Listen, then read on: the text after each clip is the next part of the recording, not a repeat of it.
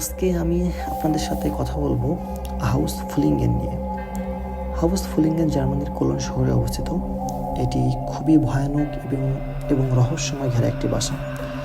এই যে বাসাটি দেখতে পাচ্ছেন, এই বাসার ভিতরে একজন ভদ্রমহিলা আত্মহত্যা করেছিলেন এবং দ্বিতীয় বিশ্বযুদ্ধের সময় অনেক সৈনিককে এই বাসার ভিতরে গুলিবিদ্ধ করে হত্যা করা হয়।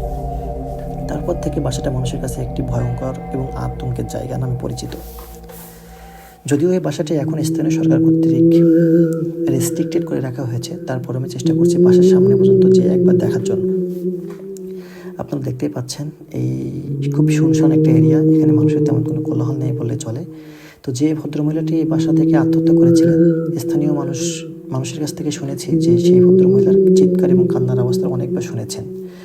এবং একই সাথে ওই ভদ্রমহিলা এই বনের ভেতর দিকে নাকি অনেক মানুষ দেখেছে যে ভদ্রমহিলা বনের ভেতর দিকে উড়ে যাচ্ছে বা কোনো গাছের উপর বসে আছে বা চিৎকার করছে বা হাসাহাসি করছে, এটা শোনা যায়, যদিও সেটা আমি দেখিনি।